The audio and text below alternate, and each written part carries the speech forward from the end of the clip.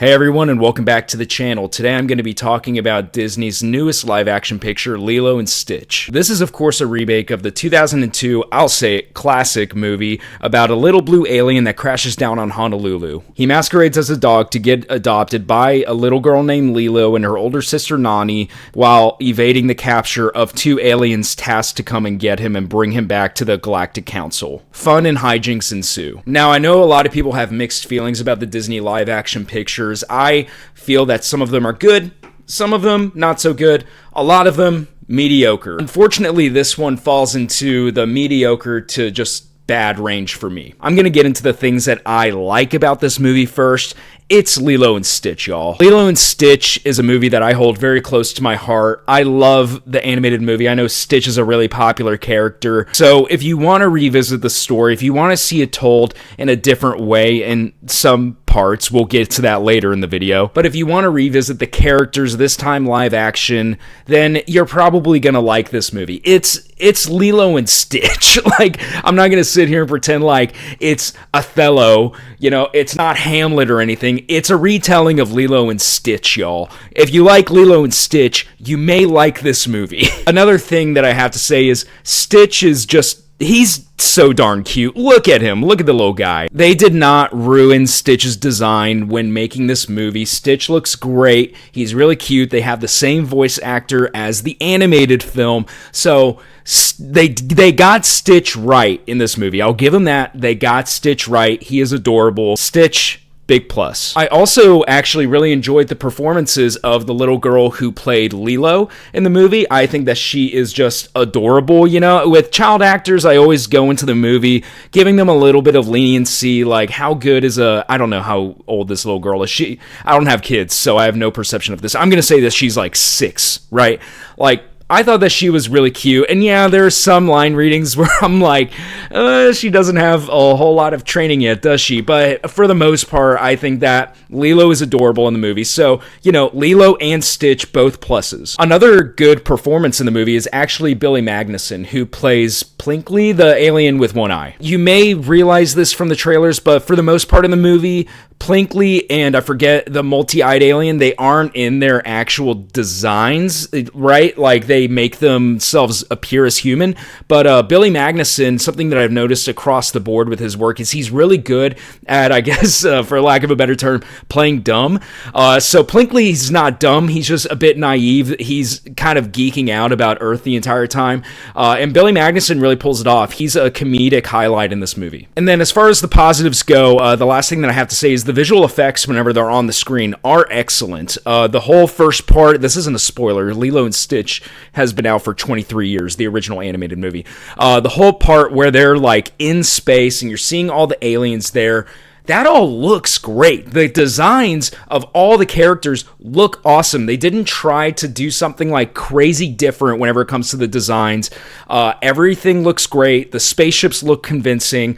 Visual effects department really knocked it out of the park with this one. Unfortunately, all of the pros that I have to say about this movie are outweighed by the cons because I have quite a few of them, and I'm going to go ahead and tee it off with one that I feel like should be pretty polarizing. I haven't checked a lot of the reviews for this movie, and I've made a point to not watch any reviews beforehand so I could come at this and with a measured approach. Zach Galifianakis plays, I'm gonna have to see the name of the character, Jumba or Jumba, the multi-eyed alien that creates Stitch pretty much. And I noticed it immediately.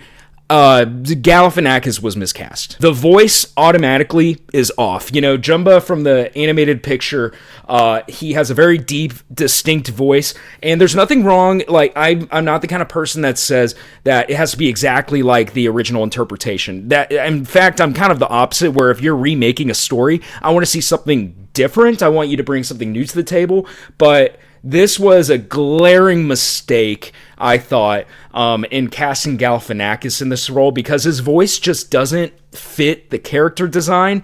And then, I hate to say this too, but Galifianakis, whenever he's on screen, and I've enjoyed his performances in the past, he's just not very good. Again, that tears me apart. I'm a big Hangover fan, but Galifianakis, he was miscast and it felt like he was mailing it in, and Jumba just isn't done right, man. And I don't know if anybody else had this experience, but Galifianakis and Magnuson kind of sound similar, so whenever the characters are talking off screen, which happens often, I had kind of a hard time telling who was who.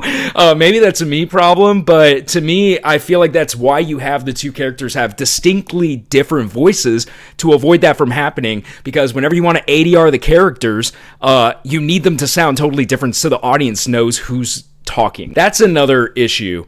The dubbing in this movie is awful. It happens a lot. I could tell that they went through the movie after filming it and they wanted to add in certain lines, so they just inserted them into the movie when the characters were looking away from the camera, or in one instance, just putting it over the character's mouth and hoping that the audience didn't realize it, but to me, it looked terrible. I'm going to go back to Galifianakis' character of Jumbo really quick, and apologies if I keep mispronouncing that, but the character just has no charisma the entire movie, and I realize he's supposed to be like hard, steadfast, going after Stitch, but Galifianakis, like, again, his performance was just not very good. They made the character very unlikable, not very distinct, and they do take a couple of diversions from the original movie for better or worse, and they do something with his character that I think makes him incredibly unlikable, directly to Lilo, also not even to Stitch. But yeah, they do something with his character that I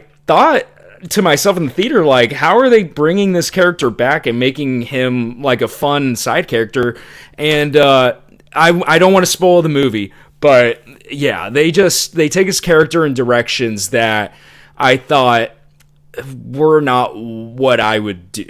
Something else, a couple of the characters from the original movie have storylines that are just super rushed. I know David is always supposed to be kind of a side character, but I feel like he was just kind of inserted into scenes in this movie, and he just looked like a dummy, pretty much. Like, they just put him in there because he was in the animated picture, but the movie also didn't include one certain character that's pretty important in the animated picture in here, so they could have just left David out if they wanted to. I didn't really know why he was there. And also, Agent Bubbles, one of my favorite characters from the original movie, his storyline is super rushed, not done very well. They have an excellent actor in Courtney B. Vance there, and they're just kind of wasting him in this one. I was not a fan of the Bubbles character, not like he was a bad guy or like the performance was bad or anything, but his story wasn't told very well, and it was just very rushed. Getting into the cinematography and the editing, I actually hate how this movie was shot. It feels like this movie was made for an audience whose attention span is 6 seconds, so they have to quickly cut away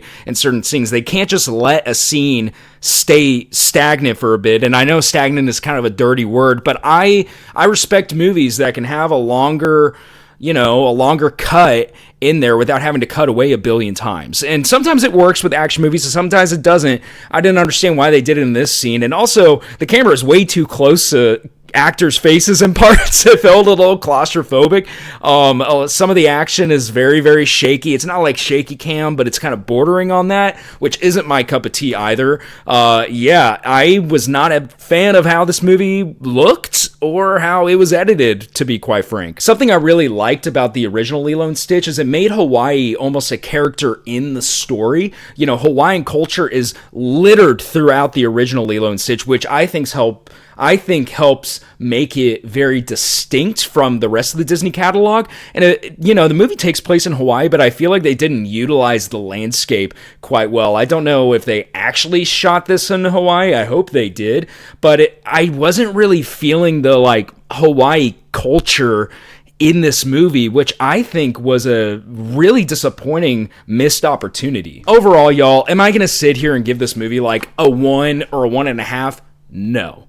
I have a lot of issues with the movie, but like if someone put it on a Sunday morning, I could have it on in the background, right? Which that may be a big insult actually, but it's not like the worst movie I've ever seen. It's Lilo and Stitch. It's a cute movie. Stitch is very cute. I like some of the performances.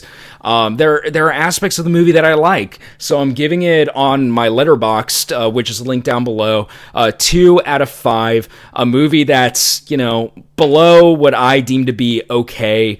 But it's not It's not hot garbage. If you have a family member that wants to go see it, you know, you might like it. It wasn't for me. But thanks for watching this video, and here are my thoughts on Lilo and Stitch. Don't forget to subscribe if you want to see more, and I'll see you guys again soon. Bye.